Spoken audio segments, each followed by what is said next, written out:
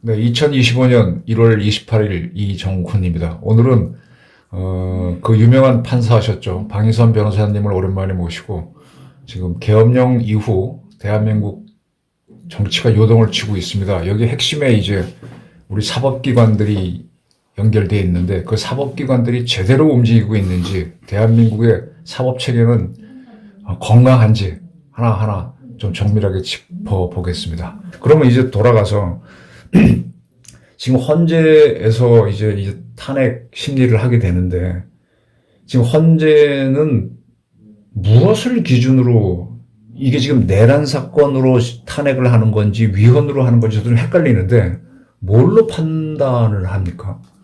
탄핵을? 그것도 지금 저도 정확히 모르겠어요. 그 뭐 심리상을 본 것도 아니고, 네. 뭐 언론이나 유튜브에서 단편적으로 나온 얘기를 하니까 처음에 내란이라고 하는 중대한 헌법 위반행위다. 네.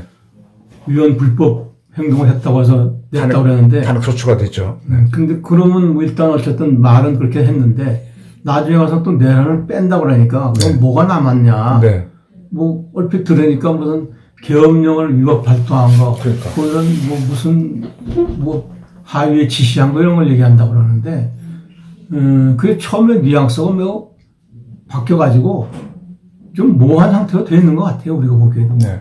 그래서 그리고 탄핵이라는 건 전에 우리 헌법재판소도 한번 이미 여러 번 밝혔지만은 위헌 위법한 행동을 한다고 해서 전부 탄핵되는 건 아니고. 그렇죠. 그게 굉장히 중대한 위헌 위법으로 불법으로 더 이상 대통령직을 수행하면은 국가에 해가 되고 위태롭겠다 하는 칙에 이르는 그 큰 중태대한 불법을 책임을 묻는다는 것이거든요. 네.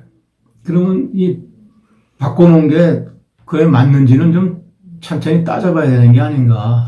근데 내란도 아니라 그러면 그죠? 계엄령을 잘못 발동하면 그게 그렇게 그 국가 질서를 위태롭게 하는 거냐? 대통령을 당장 축소해야 될 만큼 중차대한 위법이냐? 그런 부분. 그 우리가 볼 때 가장 상식에 부합하는 건 대통령이 자기 권한 행사를 할 때 무리하게 잘못했구나. 근데 좀 무리하게 오버 액션을 했거나 하는 거는 알 수 있는데, 그것이 마냥 그거냐. 근데 공무원들이, 고위 공무원들이 일하다가, 그 자기 권한을 무모하게 과잉 행사하는 경우가 왕왕 있잖아요. 많죠. 네. 예, 그럴 때 그러면 다 그 사람을 중대한 불법이라고 해서 자리에서 내쫓는 만큼 크냐. 경고도 있고. 그런 얘기도 있겠죠.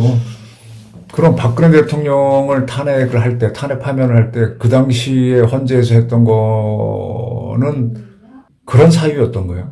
그거랑 비교를 많이. 그때는 뭐, 그 국정을 최순실이라는 여자한테 맡겨서 국정농단. 권한 없는 사인이 국권을 행사하게 만들었다.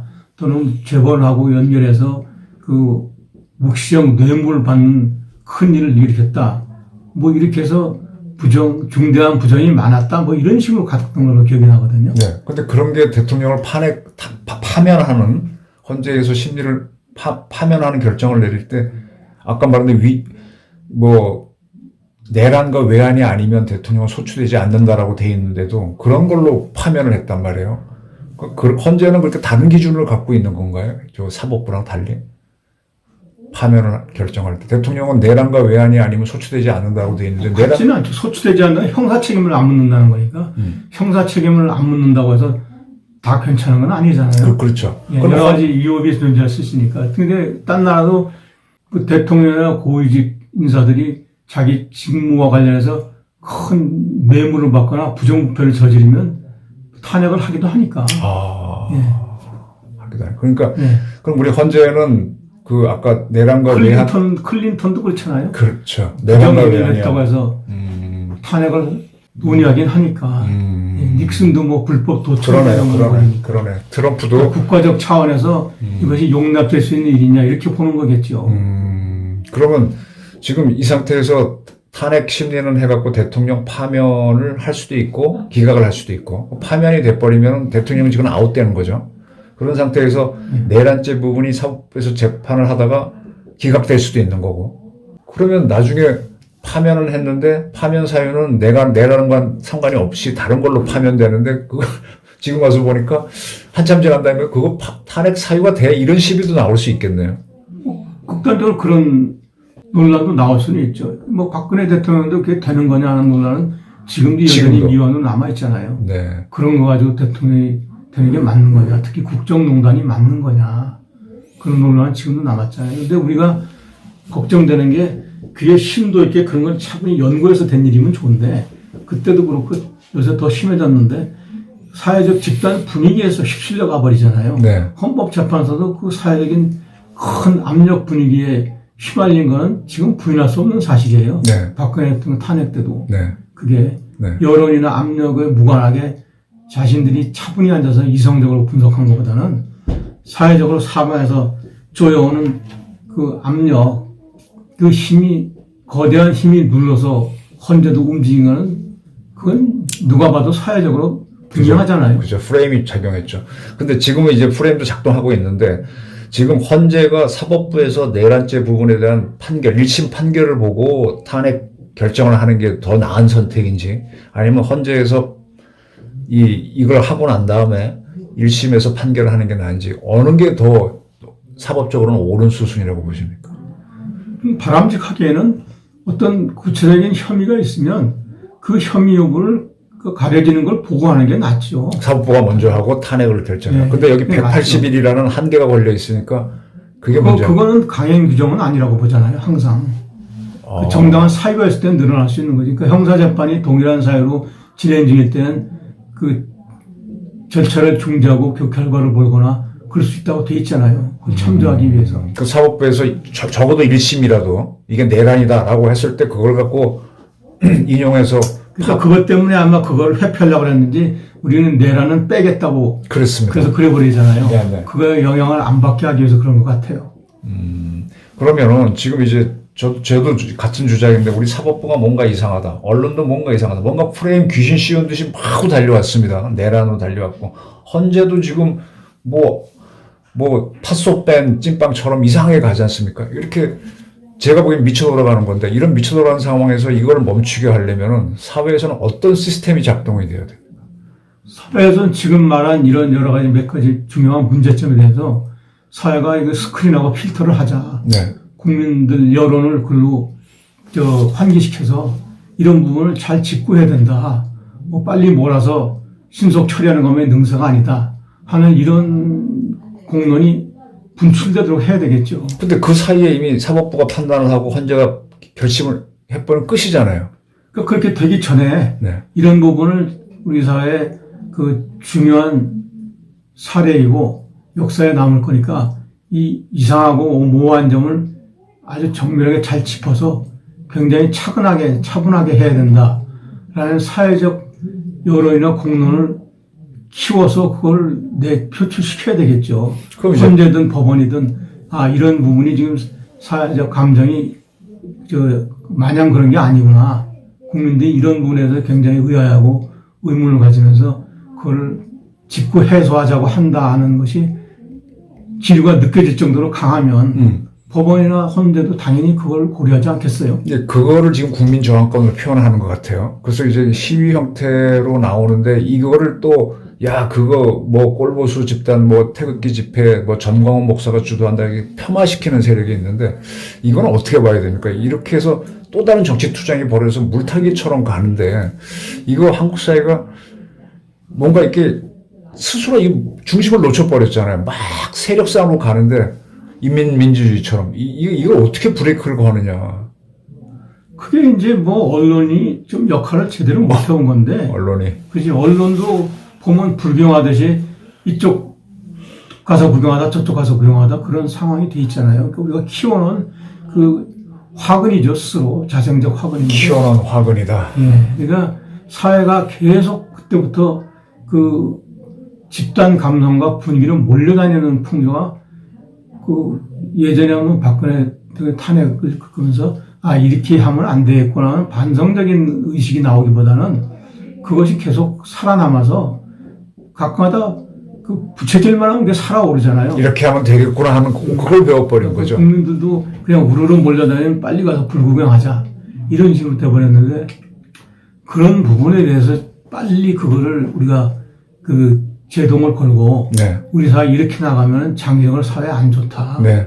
하는 그런 의식이 환기될 수 있게 해야 되는데, 네. 지금 그 부분을 적어도 주요 언론이나 미디어들이 그 부분을 인식해서 깨닫는지를 모르겠어요. 네, 네. 자신들이 깨달아야 뭐 거기에 대해서 내놓을 거 아닙니까? 네. 우리가 이동안 초기에 잘 몰라서 마구 우리가 쏟아냈는데 이건 아닌 것 같고 우리가 차분히 앉아서 다시 짚어볼 부분이 분명히 있는 것 같다.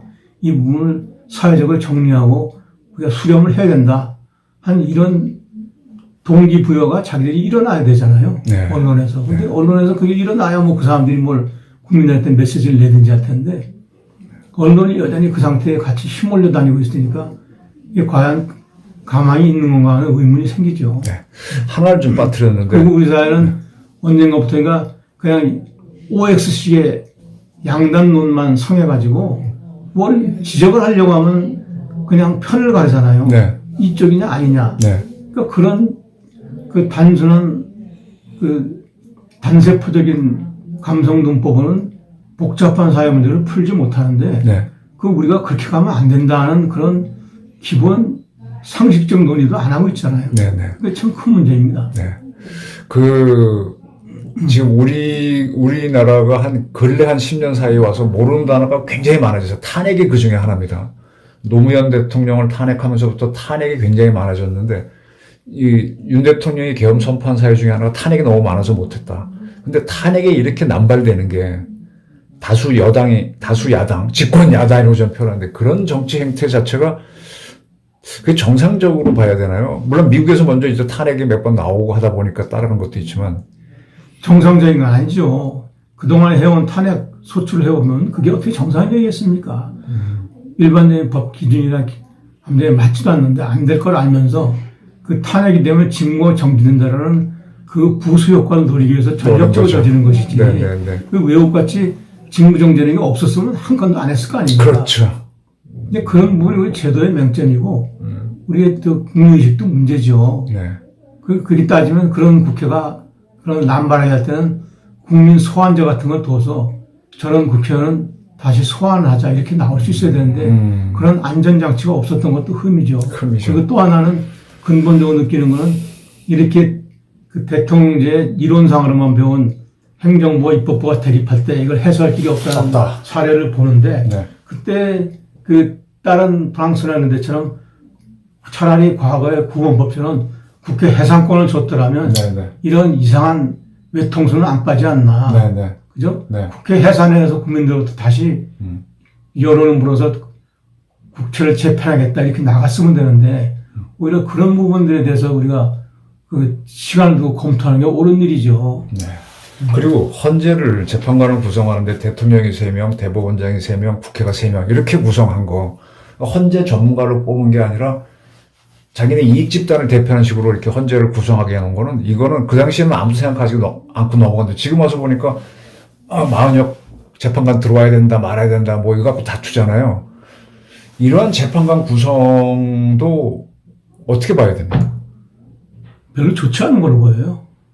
우리가 옛날부터 어떤 요새 강화돼서 그렇지 옛날부터 가만히 뿌리를 뜯어보면 그 어떤 파벌적인 사고나 정파적인 사고가 우리 사회에 만연돼 있었던 것 같아요. 네네네. 그러니까 대통령만 해먹냐. 네. 우리 국회도 지분이 있다. 네. 뭐 저기도 우리만 해먹기 힘드니까 대법원에도 지분을 주자 이래가지고 꼭 그렇게 나눠먹기 식으로 구성했는데 그건 좋은 방식도 아닌데 네. 우리 사회에 원래부터 깔려있는 그 어떤 나눠먹기 의식이라고 그러냐 파벌 의식이 그냥 자연적으로 밑받침이 된 것 같아요. 그러니까 그렇게 하는 방식은 옳지도 않고 적절하지 않죠.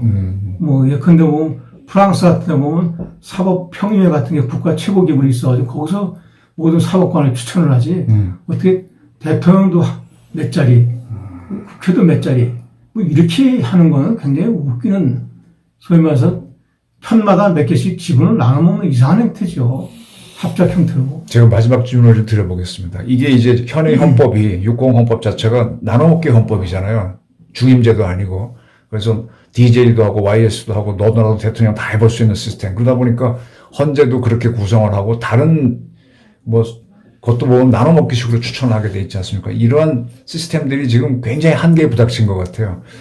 개헌 문제가 나오는데 이번 사건을 계기로 개헌을 해야 된다는 건 어떻게 보십니까? 뭐 그런 부분은 상당히 고민할 대상인 것 같아요. 아까 말한 몇 가지 사례가 나오는데 그런 데서 지금 우리가 기존에 87년 개헌으로 모든 게 해결된 것처럼 지고지선으로 그냥 막연히 만족하고 있다가 네. 여러 가지 그 사이에 흠이 벌어진 게 보이잖아요. 네. 지금처럼 뭐 국회하고 대통령이 충돌할 때 무슨 방안이 없다든지 네. 그 임명이 이렇게 한 게 맞는 거냐. 그죠? 아까 말한 대로 뭐 탄핵 시 직무 정지하는 게 맞는 거냐. 네. 이런 것들도 나오니까 이 부분에서는 우리 사회의 어떤 구성하고 있는 틀이 네. 시대가 몇십 년 지나면서 자연스럽지 못한 부분이 보이니까 그 간격을 메우고 해소할 근본 장치된 연구를 하는 게 맞죠. 그러다 보면 그 가장 기본적인 설계도인 헌법에 대해서 한번 손을 보는 게 맞다는 생각이 들어요. 그럼 개헌을 한다면은 국회에서 이 헌법안을 만들어야 될 텐데 결론적으로는 그러면 이 어떻게 개헌하냐 이거 위원회를 만들고 쭉 하다 보면 또 충돌이 생겨서 더 혼란이 온다. 또 정치적으로 나는 그 개헌하게 되면 내가 불리해지니까 개헌하지 말자 이런 싸움이 벌어질 거 아닙니까? 그 싸움을 감수하고라도 개헌을 해야 되나요? 개헌은 국회에서 하면 좋은데 과거는 대통령도 발의권자잖아요. 있었습니다. 네. 과거엔 그랬습니다. 어쨌든 논의하면서 가급적이면 그 이해 당사자가 아닌 전문가 집단을 좀 손을 빌려서 거기서 국가적으로 정파적이 아닌 국가적인 아까 말씀드린 몇 가지 문제 같은 걸 손을 대게 하는 그런 안을 내서 그걸 안을 전제로 토의하는 방식으로 가면 되겠죠. 국회의원들이 앞장서서 하지 말고. 그런 방법으로. 선거구 획정처럼 이런 식으로. 그렇게. 네, 알겠습니다. 오늘 긴 설명. 근데 방판사님은, 변호사님은 상당히 명쾌하세요. 늘 뵐 때마다 보면 제 질문도 사실 좀 까다로운 질문인데 금방 이해하시고 탁탁 정리하시는데 그건 비결이 뭡니까? 뭐 비결이라는 게 있습니까? 그저 평소에 가지고 있던 생각이나 의문을 저도 가지고 있으니까 그 틀 내에서 맞춰서. 근데 그런 생각을 지금 이제는 리타이어 하신 변호사로 보셔도 되죠. 근데 그때 한국 사회에 돌아가는 게 답답하고 젊은 사람들이 하는 게 좀 미숙하다 이런 느낌 안 드세요? 우리 사회에 대해서 그 답답하고 이상한 느낌을 많이 가지고 있어요. 그러니까 그런 의문을 가지고 있죠. 그리고 사회가 이렇게 되면 안 되는데 하는 그 좀 비관도 많이 가지고 있고. 비관도 갖고 계시고. 제가 생각하는 사회 발전하고 안 맞다. 상당히 역향하거나 옆길로 빠진다는 생각을 들 때가 많아서 비감이 아주 많아요. 우리 사회가 왜 이렇게 되냐. 이번에도 그 유창경 서울 전 검사장이 뭐 쓰면서 검찰이 눈치를 보는 게 확 보이잖아요. 그러니까 원로들이 나서 한 말씀 해주시면 한국 사회가 듣긴 듣는 것 같아요. 워낙 파워풀하니까. 그래서 좀 이렇게 매번 나설 수는 없지만 한 번씩 쿵 던져주시면. 근데 우리 사회가 어떤 자기보다 나은 사람이나 경험이나 열린 사람 말을 듣는 분위기 자체도 굉장히 흐려진 것 같아요. 뭐 진영으로 편을 갈라서 그 사람한테 딱지를 붙이거나 시비를 하거나 욕을 하니까 그게 뭘 귀 기울여 듣는 것이 아니라 내 입맛에 맞으면 그럴듯하다 그러고 그렇죠. 안 맞으면 공박을 하니까 사람들이 그런 행태가 보기 싫어서 관여를 안 하는 것 같아요. 네. 우리 사회가 듣기 좋고 싫고를 떠나서 일단 한번 귀 기울여 듣는 그런 풍토를 잡아주지 않으면 힘들 것 같아요. 알겠습니다. 참 대한민국 좀 답답합니다. 선진국은 됐는데 아직 못 따라갈 분이 너무 많습니다. 그냥 물질적인 발전만 한 거지 선진국은 됐다고 보지 않아요. 제가 볼 때는. 문화적으로나 의식적으로 선진국은 안 됐어요. 이제 앞으로 그걸 노력을 해야 되겠죠. 네, 알겠습니다. 오늘 장시간 말씀 감사합니다. 네. 고맙습니다.